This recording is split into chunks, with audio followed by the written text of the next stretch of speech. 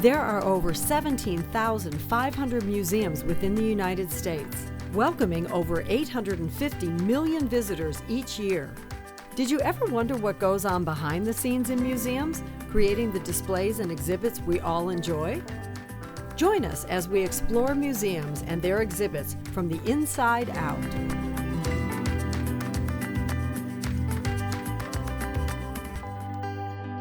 Hi, I'm Leslie Mueller. Welcome to Museum Access, the show that takes you behind the scenes at America's top museums. Today we're at Chicago's Field Museum, where science and history come together to tell the story of life on Earth. This spectacular museum was an outgrowth of the World's Columbian Exposition held here in Chicago in 1893. Today you're greeted by Sue, the most complete Tyrannosaurus Rex ever discovered. She's seen by over 3 million people each year. We'll learn about her amazing 6 million year journey from her official gatekeeper, head of the fossil vertebrate collection, Bill Simpson, and hear how he personally gives her a thorough cleaning 2 times a year. Then we'll get a behind-the-scenes peek at the museum's rarely seen fossil collection and visit the fossil prep lab, where the scientists prepare ancient specimens every day. We've got a lot of ground to cover today, so let's begin our journey. This space is gorgeous. It really is truly phenomenal. Well, tell me, what can people expect to see when they come to the Field Museum? Well, at the Field Museum, we're all about looking to the past to understand the future. And we have incredible exhibition spaces that tell the story of life on Earth for our visitors. And at the same time, we have a world-class collection of over 30 million specimen and artifacts. So oh my God. At any given time when you're coming through the building to see our exhibitions, we have over 150 scientists that are using our collections for cutting-edge research. We have scientists that are also out in the field all over the world. And it's really our collections that allow us to do this type of research that is really problem solving for the issues that we have out in the science community. Well, didn't you have a little research news this past week? Can you tell me a little bit about that? We did, yes. The Tully monster is actually monster. The Tully monster, Tully which, monster. An incredible name. Such a weird, yeah. Yes, it's the state fossil of Illinois, and it was discovered back in the late 50s. And really, scientists for a long time couldn't place it on the tree of life. They weren't quite sure what its role was, and our scientists just released a paper. Tully monster is actually a vertebrate.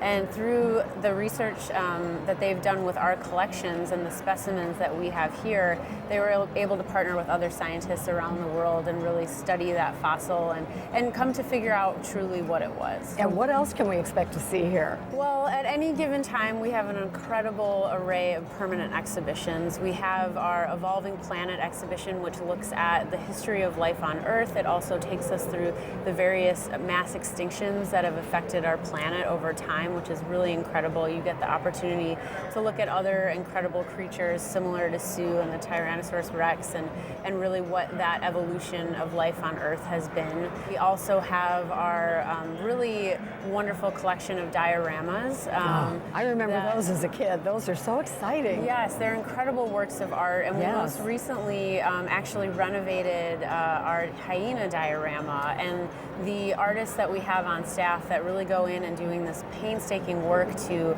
build out the display to give a really realistic look at what it's like for those animals is really incredible. We have our Hall of Botany that gives you a look at various plants from all around the world.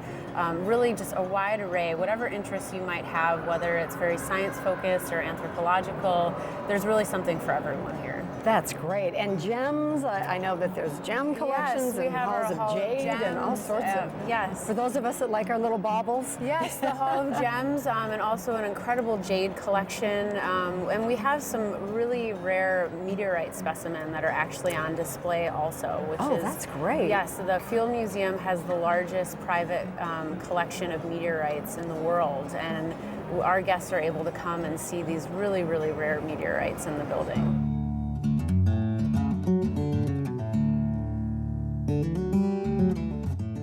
Bill, thank you so much for taking the time today to talk to Museum Access. Thank you so much. I know this is the preparation lab. Explain to me where we're standing. Yes. Okay. Yeah. So, well, let me put it in context. Most of our collection it's research driven. We go out in the field and we collect fossils that we want to study.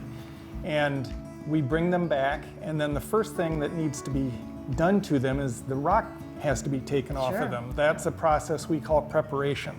I was in charge of the preparation of Sioux. Sioux took 12 person years to take all the rock off of. This was built by McDonald's for the Sioux project. I think a lot of people have seen the Jurassic Park movie where they're out in the field and they're just using a little brush and brushing the gravel off the fossil, and there it is, fully prepared. Yeah, no, it's not like that. So that's what this room's really all about. Most of our preparation is done under binocular microscopes so that we can really see what we're doing and get only the rock off and not damage the fossil as it's being prepared. And we have a bunch of different tools. I can turn one on, which is sort of fun. You can hear it. It's like a miniature jackhammer. These are air-driven like a jackhammer, and it has a carbide point, very hard point, and it's driven in and out, and that knocks the rock off the fossil. Oh my gosh, how laborious. I mean, what I can't figure out is, so you have all these pieces and you have no road map. So are you basically doing it by just what broke in what way to fit it? I'll tell you, back in the early days of paleontology, the first dinosaur ever mounted was a duck-billed dinosaur. It was mounted in the 1860s, 1868, I think. It's a dinosaur called Hadrosaurus. It was found in New Jersey. And about 35–40% of the skeleton was found.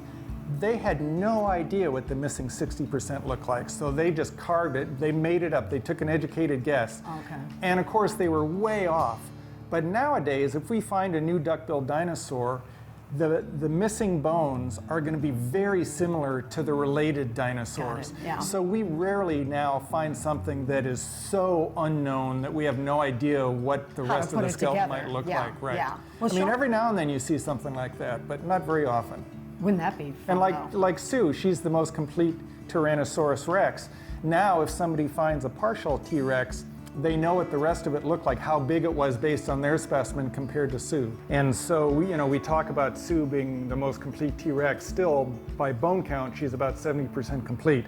But a lot of these Green River specimens are 100% complete. And where is the Green River? The Green River Formation outcrops in south central western Wyoming. These are basically freshwater limestones. So they had a mineral, calcium carbonate, precipitate out of the water, just like snow precipitates in the air. And so it rained down and covered these dead fish very quickly.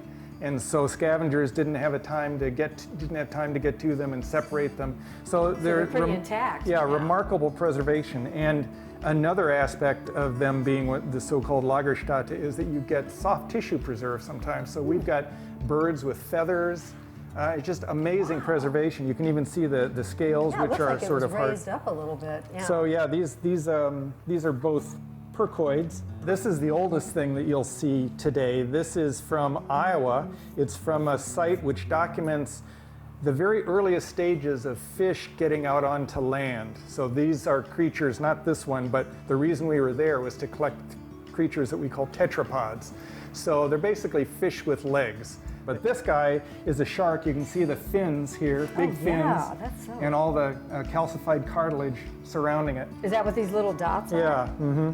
So they would brush through this, or this has already been exposed? We very carefully exposed this until we ran out of bone, and then we made a field jacket. This is actually the downside, but we made a field jacket. That's what this is called, a field jacket? Yeah, this outer. is the aluminum foil is the separator, and then the plaster is basically a custom-made carrying case so that we can get these things back to the museum without breaking them. Oh, I'm dying to see Sue, and I know she's waiting for us downstairs. Sue is collected in a 5-ton field jacket. Oh my gosh. I mean, just the logistics of her alone. Yeah, dinosaurs, everything is just a lot more complicated logistically.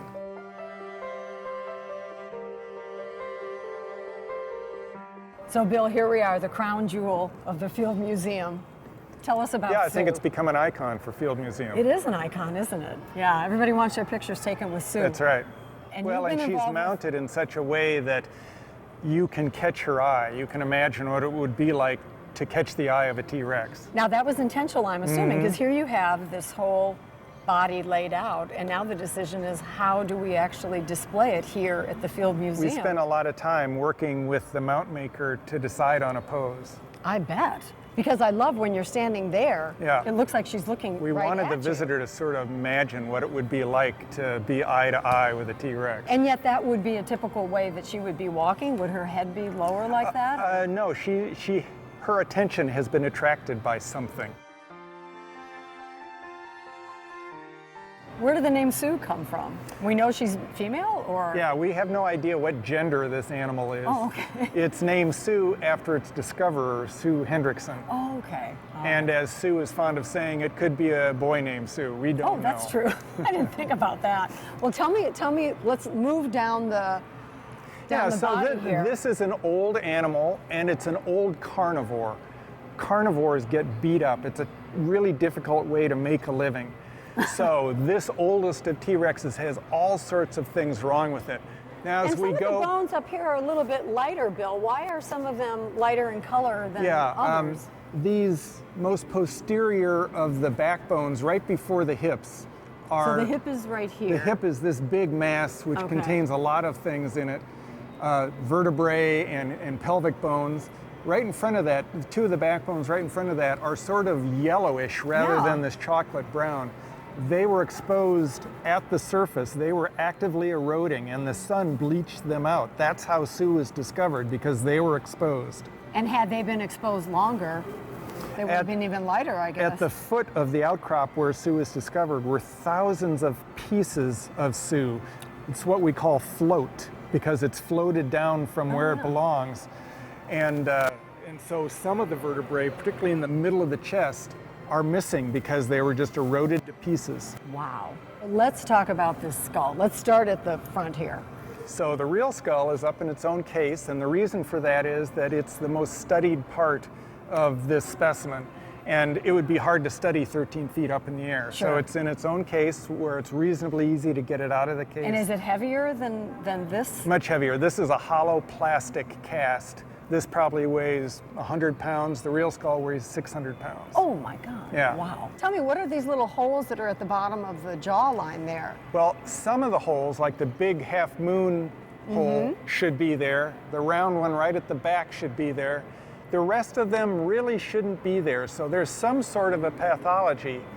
But it's interesting, they're not that rare in other specimens of T-Rex. So this may be some sort of an infection that they were prone to getting. We don't really know what it is yet. There have been several papers written, but to be honest, we really don't know what sort of a pathogen this was that caused this. So even as complete as she is, she's still a mystery, and you're still learning. She's the oldest T-Rex known, and she shows that. She's an older animal. She has a lot wrong with the skeleton. How old was she? She was 28 or 29 when she died. That's old? And that's the oldest T-Rex we know of. Really? Yeah, we were surprised too. We thought to get this big it would take longer, but it appears that T-Rex reached adult full-size skeletal maturity at the age of 18 or 19. Really? And that's very fast growth. This is an old animal, and it's an old carnivore. This outer bone of the lower leg is the fibula. It should be nice and slim, and it gets narrowest in the middle and then expands again towards either end. But you can see this fibula has a huge expansion in the middle. That's a big draining bone infection. So it's not broken. We've CT scanned it. She didn't break her fibula. It's just a hugely infected bone. Can she die from that? We don't know. We don't know. It's not really a weight-bearing bone like it really isn't in us. You can walk with a broken fibula. It's really painful, but you can do it. You can't see it so easily, but if you follow this post up and you go back you'll see a really gnarly mass. Yep. It's two tail vertebrae completely fused together. The joint is completely covered by extra bone. It's called exostosis. It's extra bone that's added over the joint. It completely defeated the joint. we see T-scanned at the joint's still inside there, but it couldn't move at all. So a completely fused up joint. Was in that the from tail. an injury? Probably some sort of an injury, yeah. And is there a lot of stress at that part of the tail? I mean, you're talking about No, this, and I can this would be that's the biggest. high stress. There's not so much weight here, but maybe somebody stepped on it, maybe she whipped it around and injured it. We don't know. Well, those tails can get in the way. And then if you want to walk around, there's another Great. another vertebra that you can see that way. And You even have the little tip of the tail. you can see now, see how wide that fusion yeah. is? Oh my God. And then there's another one a little on the farther right back side. that's just on one side. Now this first one I was telling you about is sort of interesting because the extra bone that was added over the joint could only go into certain places. It couldn't invade the muscle, so it went in between the muscles. So it formed a natural mold of the tail musculature of T-Rex. It's symmetrical on both sides, that first one. It's So amazing that its body did that Yeah. as a result of I mean, like Yeah. we scar. We do or the same we thing. do You the break same a bone thing, and yeah. it's going to heal thicker than it was originally. Yeah, but that's really thick. Yeah. It's so interesting to hear you talking yeah, about because how, it tells about her life. Absolutely. She led a Yeah. difficult life. And by putting her together, how do you make the decision? I mean, I know movie makers, Jurassic Park, whatever, but how do you tell how they actually move? Well, I'll give you one example of that. One of the most important parameters in motion is mass. How much does an animal weigh? Oh yeah. In Jurassic Park, we see T-Rex running after a Jeep. Well, elephants, they can't run. They're too heavy to run. Was T-Rex too heavy to run? How heavy was it? We just went through a big research study with several collaborators studying 5 different skeletons of T-Rex. There were 4 adults and 1 juvenile. Of the adults, Sue is the biggest. And so we had the juvenile at one end of the size spectrum and Sue at the other end of the size spectrum. Okay. And in the past, the way we figured out mass is to hire a sculptor to try and sculpt what the Sure, make a living model. animal would look Yeah. like and then scale it up. Those estimates are wild, they differ wildly. So it's too dependent on art. Yeah. So the new method is to scan the entire skeleton.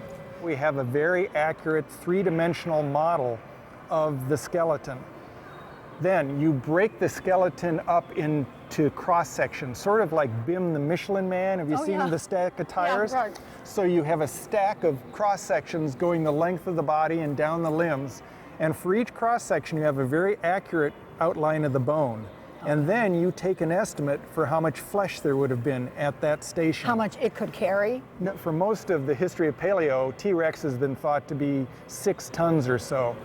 Sue came out at about 9.5 tons. Wow. So we already thought T-Rex was probably too heavy for it to be very likely that she would walk. We don't know for sure, but the heavier she is, the less likely it is that she ran, not walked. Yes, right. Yeah, she can move because she obviously has to get So prey. we thought T-Rex was unlikely to run at 6 tons. Now we've got one at 9.5 tons. Makes it even less likely that she could run. Yes. But with legs that long, at a fast Yeah, much walk, longer she than would an have been elephant. faster than the Yeah. dinosaur she was trying to catch. And younger T-Rexes would probably be more mobile Very too, wouldn't small they? T-Rexes wouldn't have weighed nearly as much, so Sure. they may have been active runners. Yeah. But once they got to be this gigantic size, they were probably just walkers. Yeah, no wonder she's so beat up.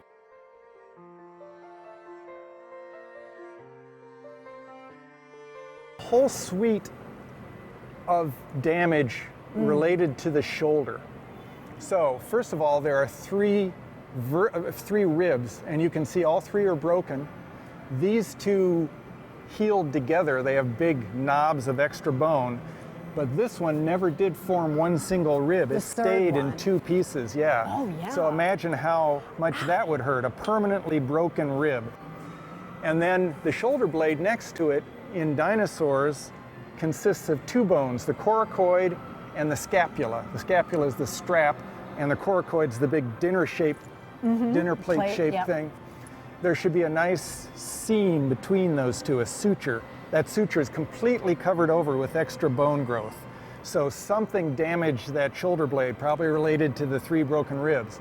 And then finally, the humerus, which is the upper arm bone, it's hard to see. I know what to look for, but where the triceps muscle attaches, there's a spur of bone. The triceps muscle is ripped right off the arm. Oh my God. And the bone and the muscle grew back towards one another, trying to reattach. So whole suite of severe damage around that shoulder. You're right, she's a mess. Yeah, she's a real Or mess. she's been very busy.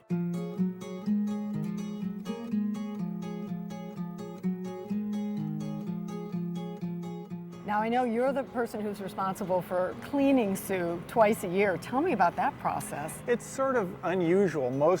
The rest of our exhibits are cleaned by the exhibition staff. Sure. But you know, we paid almost $8.5 million for this, and I think geology just didn't want to just drop it into somebody else's lap. So Mini maids? I was in charge of the preparation of Sue, so I knew it physically as well as anyone. So it was decided that I would be the one that would get close to her and clean her. And, you know, anytime you touch a fossil like this, there's a chance you're going to break it. Well, if we break it, we know we'll be able to put it back together. Oh, that's true, yes. We put it together in the first place. That's true. So yeah, I work very closely with exhibit staff. We have a pneumatic scissor lift, which gets us high up in the air. And we use a vacuum cleaner, which a battery powered, well, it's not always Little battery hand, powered, but yeah. we reverse it. So instead of sucking, it's blowing. So we blow most of the dust off, so we don't actually have to touch it any more than we have to. Yeah. And then we use it's basically like a giant bottle brush. Remember back in high Sure, school chemistry, sure. you'd clean test tubes Yeah. with it? It exerts very little force. They bend so easily that when you clean the fossil with them, they're not really putting much force on the bones. Oh, that's great. And that's how we do it. And you decided on twice a year because that just seems... Well, if all we cared about was the specimen safety, we probably wouldn't clean it, because cleaning it puts it at some risk. So twice a year is sort of a happy medium between keeping it looking presentable, but also Being safe, exerting due diligence on taking care of it, you Yeah. know, keeping it safe. Yeah. Well, it's a good idea. Yeah, sometimes it gets cobwebs and things, and there's actually some bird droppings up on top that I have to clean off. Welcome to Yeah, museums, yeah. Those birds find their way They in do. somehow.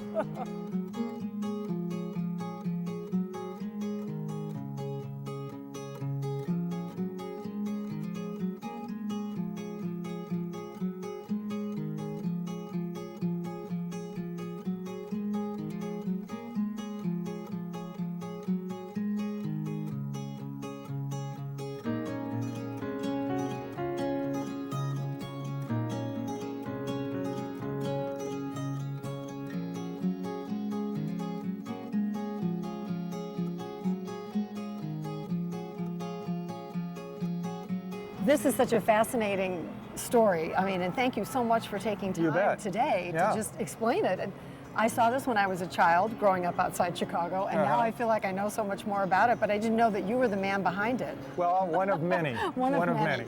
Bill, thank you so bet. much. Appreciate your You bet.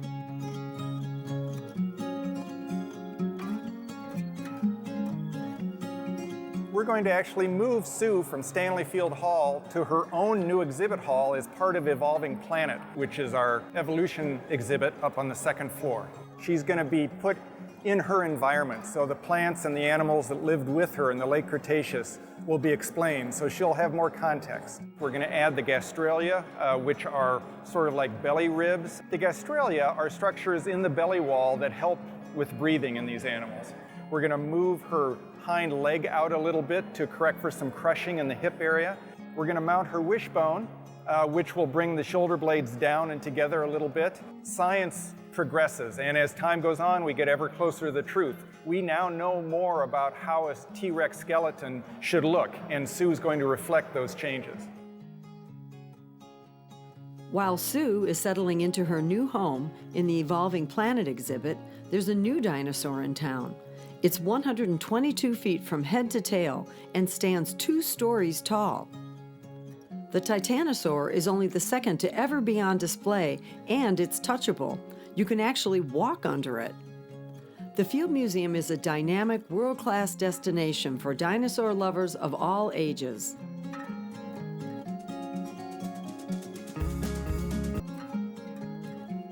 Thanks for joining us on Museum Access. I'm Leslie Mueller. See you next time.